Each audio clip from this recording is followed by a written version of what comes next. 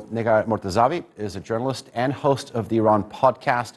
She joins me now from Washington. Negar, good to have you on the show.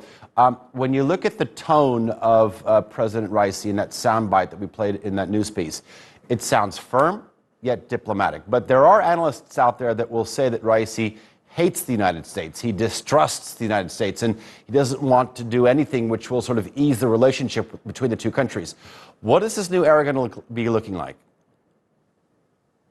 Well, I think this is a new era for Ebrahim Raisi, but we also shouldn't forget the past. He comes from the core of the hardline faction of the Islamic Republic that has been very much against and vocal against diplomacy with the West, and especially negotiations with the United States, the nuclear deal, which they saw as Iran giving too much concessions and not taking enough back. And then also that whole deal, as we know, hitting the Trump era, President Trump pulling out of the deal and basically proving this hardline rhetoric even further, that the Americans cannot be trusted. But then at the same time, it is the Americans who have to ease the sanctions. So it's a complex situation that you don't want to give concessions, but you also want something back from the Americans. I think it's a very difficult position this administration is going to be in. And any kind of diplomacy with the West and the United States, Europe, both, is going to be more difficult and complicated in this administration than it was in the moderate administration of Hassan Rouhani. Okay, that's a fair analysis. Negar, the truth of the matter is that both sides, both the United States and Iran, want something more, something on top of the former deal. But doesn't that present a problem here?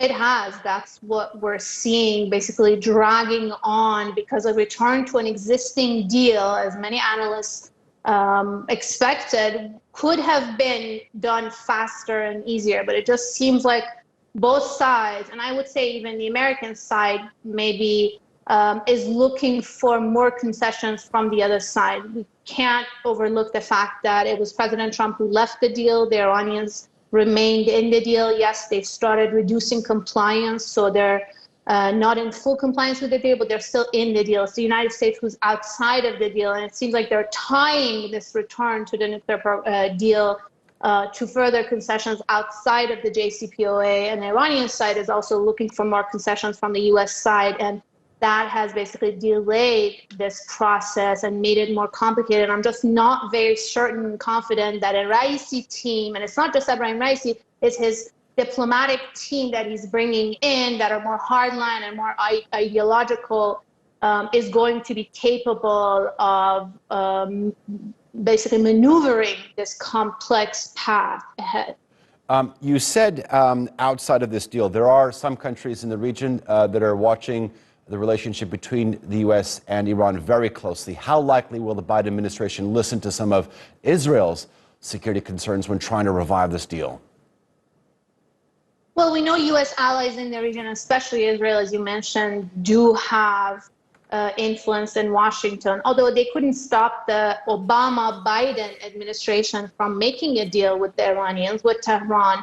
And I think this administration is probably going to listen to them more, but then at the same time prioritize U.S. policy, as we heard from the spokesperson, U.S. national security and their interest above the interest of any ally in the region. At the same time, and this is the interesting part, the Ebrahim Raisi team may have a more difficult time in engagement and diplomacy and bilateral with the West, but they may have some overtures with Iran's regional foes and also more of a shift towards the East. So we may see some openings and some interesting engagement with some of Iran's neighbors in the region, which could potentially also ease the path for diplomacy with the West. Negar Mortazavi, pleasure having you on. I do appreciate your analysis.